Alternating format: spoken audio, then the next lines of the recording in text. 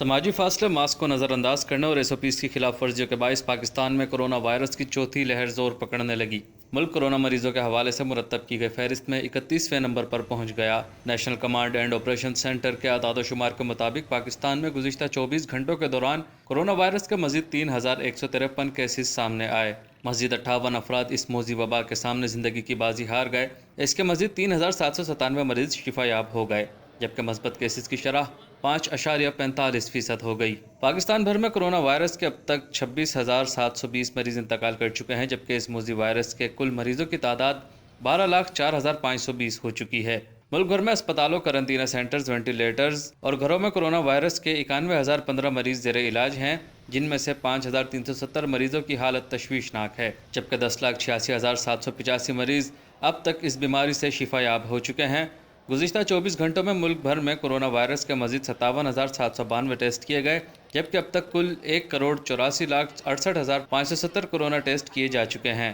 سندھ میں corona virus کے مریضوں کی تعداد دیگر صوبوں سے زیادہ 4,44,464 ہو چکی ہے، جبکہ اس سے کل اموات 7,133 ہو گئیں۔ پنجاب میں کورونا وائرس کے اب تک 4,13,182 مریض رپورٹ ہوئے ہیں، جبکہ یہاں کل ہلاکتیں دیگر صوبوں سے زیادہ ہے جو 12,211 ہو چکی ہیں۔ خیبر پختونخوا میں کورونا وائرس کے مریضوں کی تعداد 1,68,258 ہو چکی ہے، جبکہ اس سے یہاں کل اموات 5,250 ہو گئیں۔ وفاقی دارالحکومت اسلام آباد میں 1,02,617 کورونا وائرس سے متاثرہ مریض اب تک سامنے آئے ہیں، جبکہ اب تک یہاں کل 887 افراد اس وبا سے جان کی بازی ہار چکے ہیں۔ آزاد جموں کشمیر میں کورونا وائرس کے اب تک 33,268 مریض رپورٹ ہوئے ہیں، جبکہ اس کے باعث اب تک یہاں کل 718 مریض وفات پا چکے ہیں۔ کورونا وائرس کے بلوچستان میں 32,569 مریض اب تک رپورٹ ہوئے ہیں، جہاں 342 افراد اس مرض سے انتقال کر چکے ہیں۔ گلگت بلتستان میں 10,162 کورونا وائرس کے مریض سامنے آئے ہیں، جبکہ اس سے اب تک 179 افراد جاں بحق ہوئے ہیں۔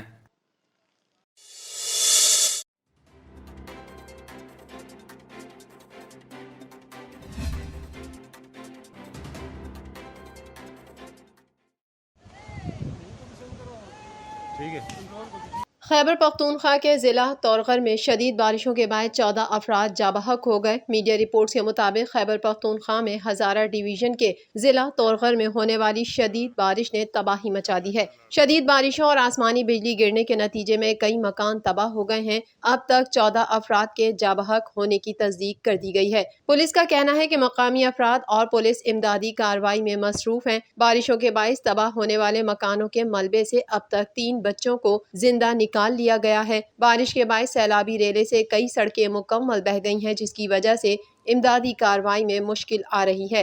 وزیر اعلیٰ خیبر پختونخوا محمود خان نے ریسکیو اداروں اور ضلع انتظامیہ کو فوری طور پر متاثرہ علاقے میں پہنچنے کی ہدایت کرتے ہوئے ہنگامی طور پر امدادی کارروائیاں شروع کرنے کے احکامات دیے ہیں۔ محمود خان نے متاثرہ خاندانوں سے دلی ہمدردی اور تعزیت کا اظہار کرتے ہوئے کہا ہے کہ متاثرہ خاندانوں کے غم میں برابر کے شریک ہیں۔ حکومت متاثرین کو تنہا نہیں چھوڑے گی اور ان کی ہر ممکن مدد کی جائے گی۔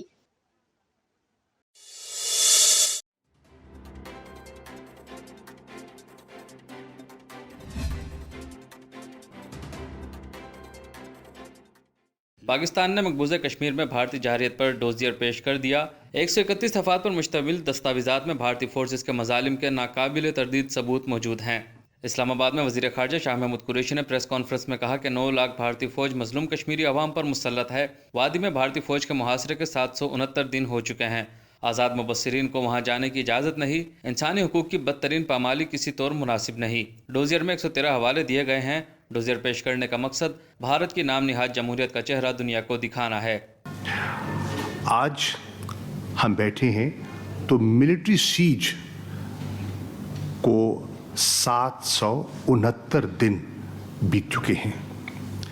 آج کیفیت یہ ہے کہ تقریباً 9 لاکھ کے قریب آج بھی ہندوستان کی افواج، ان کی بارڈر سیکیورٹی فورس، پیراملٹری کے جو ان کے حضرات ہیں، وہ قابض ہیں، وہ مقبوضہ کشمیر پر مسلط ہیں، اور جو ان کا رویہ ہے وہ کسی سے پوشیدہ نہیں ہے۔ شاہ محمود قریشی نے کہا کہ علی گیلانی کے انتقال پر پوری دنیا نے دیکھا بھارت کی کیا سوچ تھی۔ ان کی وفات کے بعد ان کے گھر جانے والے راستوں کو بند اور اہل خانہ کو ہراساں کیا گیا۔ مقبوضہ کشمیر میں سال 2014 سے 30,000 افراد کو تشدد کا نشانہ بنایا گیا، 3,850 خواتین کو آبرو ریزی کا نشانہ بنایا گیا، 8 سے 10,000 کشمیریوں کو جبری لاپتہ کر دیا گیا۔ نہتے کشمیریوں کے خلاف کیمیکل ہتھیاروں کے استعمال کے ثبوت بھی ڈوزیئر کا حصہ ہیں۔ آپ نے دیکھا کہ اس انتقال پر ہندوستان کی حکومت، افواج کی سوچ کیا تھی۔ ان کے گھر کے تمام راستے بند کر دیے گئے، خاردار تار بچھا دیے گئے، سری نگر میں کرفیو کا سما تھا،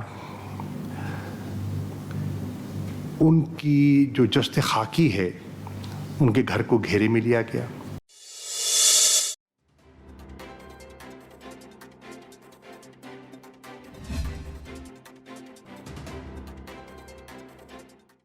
وفاقی وزیر داخلہ شیخ رشید نے کہا ہے کہ وزیر اعظم عمران خان فیصلہ کریں گے کہ افغانستان میں طالبان کی حکومت کو قبول کرنا ہے یا نہیں۔ کراچی میں پریس کانفرنس کرتے ہوئے شیخ رشید کا کہنا تھا کہ پاکستان کے ادارے عظیم ہیں، وہ پاکستان کے لیے جیتے اور مرتے ہیں۔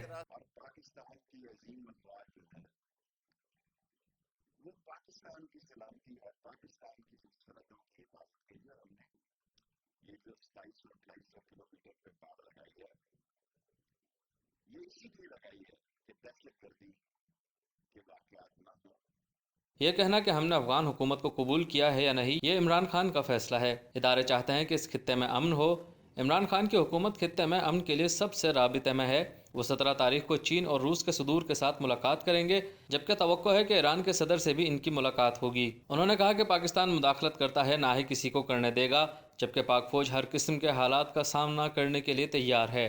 سابق افغان حکومت سے متعلق ایک سوال کے جواب میں شیخ رشید کا کہنا تھا کہ عمران خان نے اشرف غنی کو ازبکستان میں سمجھایا، لیکن انہوں نے یہی کہا کہ پاکستان سے 10,000 مجاہدین افغانستان میں داخل ہو گئے ہیں، لیکن اب انہیں سمجھ آ چکی ہے کہ ہمارا افغانستان سے کوئی واسطہ نہیں اور پاکستان افغانستان کے مسائل ان پر ہی چھوڑتا ہے۔ انہوں نے کہا کہ دنیا چاہتی ہے کہ افغانستان 8 روز میں معیاری علاقہ بن جائے، لیکن اس میں وقت لگے گا، اور یہ یاد رکھنا چاہیے کہ افغانستان کے کھاتے منجمد کرنا کوئی دانش مندی نہیں، اس سے انسانی بحران پیدا ہو سکتا ہے۔ دنیا یہ چاہتی ہے کہ افغانستان 8 دن میں سپینڈڈ ایریا بن جائے، وہ وقت لے گا، اور ہمیں یہ یاد رکھنا چاہیے کہ افغانستان میں اس کے قوم منجمد کرنا کوئی دانش مندی نہیں ہے، یہ انسانی بحران پیدا کر سکتا ہے۔ وفاقی وزیر داخلہ کا کہنا تھا کہ ہم دنیا سے اپیل کر سکتے ہیں کہ افغانستان کے کھاتے بحال کیے جائیں تاکہ افغانستان میں بحران جنم نہ لے۔ ایک سوال پر ان کا کہنا تھا کہ میں پہلے ہی کہہ چکا ہوں کہ پاکستان میں موجود 40 لاکھ افغان مہاجرین کے بارے میں بھی حکومت سوچے، لیکن اس سے پہلے افغانستان میں طالبان کی حکومت مستحکم ہونے کی ضرورت ہے۔ شیخ رشید نے کہا کہ امریکی صدر کا چینی ہم منصب سے بات کرنا خوش آئند ہے۔ 8-9 ماہ بعد 2 سپر پاورز آپس میں بات کر رہی ہیں۔ پاکستان کے لیے خوش آئند ہے کیونکہ چین اور امریکہ کی تلخیاں ہم جیسے غیر جانبدار ممالک کے لیے بھی مشکلات پیدا کرتی ہیں۔ وزیر داخلہ نے ملک میں فرقہ وارت کے حوالے سے تنبیہ کرتے ہوئے کہا کہ کوئی شخص اپنے عقیدے کو چھوڑے، نہ ہی کسی کے عقیدے کو چھیڑے۔ جو کسی کے عقیدے کو چھیڑے گا میں اس کو نہیں چھوڑوں گا۔ انہوں نے کہا کہ ملک میں فرقہ وارت کی فضا قائم کی جا رہی ہے جس کے پیچھے غیر ملکی ہاتھ ہے۔ اسلام آباد ڈی چور کو ہائیڈ پارک نہ سمجھیں۔ سب لوگوں سے التماس ہے کہ سیاست کریں، لیکن مذہبی تفرقہ بازی کی اجازت نہیں دوں گا۔ ملک کی سیاست پر بات کرتے ہوئے وزیر داخلہ نے کہا کہ الیکٹرانک ووٹنگ مشین لانے کا مقصد الیکشن کو عزت دینا ہے۔ اگر اپوزیشن کو اس میں کوئی تحفظات ہیں تو بات کریں، بل منظور ہونے کے بعد الیکشن کمیشن کے تحفظات کو بھی دور کر دیا جائے گا۔ ان کا کہنا تھا کہ اپوزیشن 30 دسمبر کو ہمارا استعفیٰ لینے آ رہی تھی، اب اگلے سال الیکشن ہے، وہ ہمارے استعفے کی نہیں بلکہ الیکشن کی مہم چلا رہے ہیں۔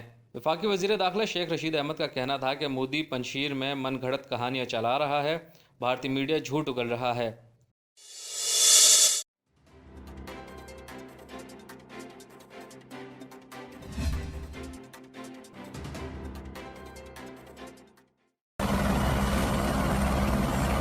گلگت بلتستان میں واقع مشکل ترین پہاڑ راکا پوشی سر کرنے والے پاکستانی کوہ پیما سمیت 3 کوہ پیماؤں کے ریسکیو کے لیے کوششیں جاری ہیں، جبکہ ڈپٹی کمشنر کا کہنا ہے کہ کوہ پیماؤں سے رابطے میں ہیں، وہ خیریت سے ہیں۔ ڈپٹی کمشنر نگر ذوالقرنین خان کے مطابق پاکستانی کوہ پیما واجد اللہ نگری سمیت 3 کوہ پیماؤں کو ریسکیو کرنے کے لیے ہیلی کاپٹر نگر پہنچ گیا ہے، تاہم موسم خراب ہے، ایسے میں کوہ پیماؤں تک پہنچنے کی پوری کوشش کی جائے گی۔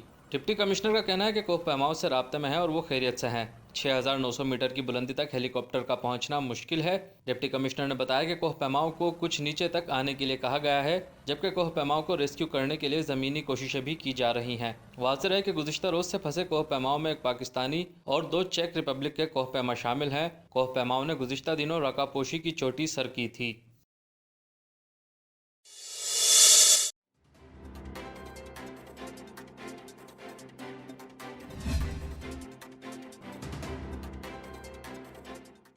National command and operation centre پیر سے 15 سے 17 سال کے 9 عمر شہریوں کو ویکسین لگانے کا آغاز کرے گا۔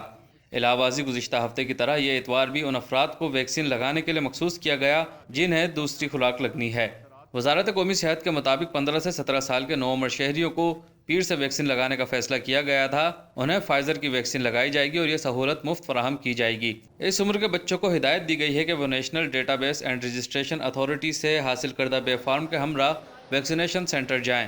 وزارت قومی صحت کی جانب سے کہا گیا ہے کہ 9 عمر بچے بھی کمپیوٹرائز شناختی کارڈ رکھنے والے افراد کی طرح نادرا کی ویب سائٹ سے ویکسینیشن سرٹیفکیٹ حاصل کر سکیں گے۔ وزارت صحت کی جانب سے کہا گیا ہے کہ فائزر ویکسین تمام ویکسینیشن سینٹرز پر دستیاب ہوگی، جبکہ بچوں کو ویکسین لگانے کے لیے تعلیمی اداروں میں بھی ٹیمیں بھیجنے کا انتظام کر رہے ہیں۔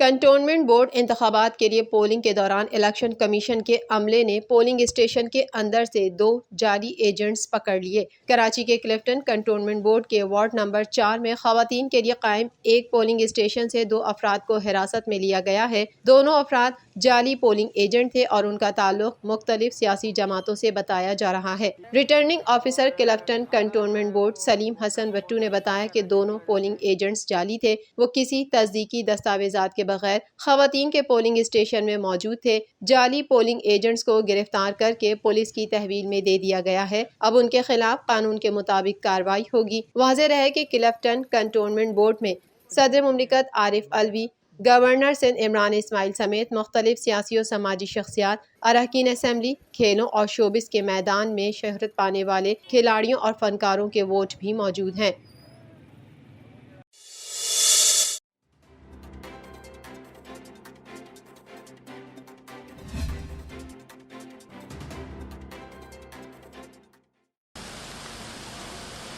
لاہور کے مختلف علاقوں میں تیسرے روز بھی وقفے سے بارش کا سلسلہ جاری رہا۔ لاہور کے مختلف علاقوں میں رات کو تیز بارش ہوئی۔ ڈیفینس، مال روڈ، گلبرگ ایئرپورٹ، علامہ اقبال ٹاؤن، گلشن راوی، ملتان روڈ اور گڑھی شاہو کے علاقوں میں بارش سے موسم خوشگوار ہو گیا۔ ٹاؤن شپ، مزدنگ اور والٹن کے کئی علاقوں میں بارش کا پانی جمع ہو گیا۔ محکمہ موسمیات کے مطابق بارش کا سلسلہ وقفے سے جاری رہے گا۔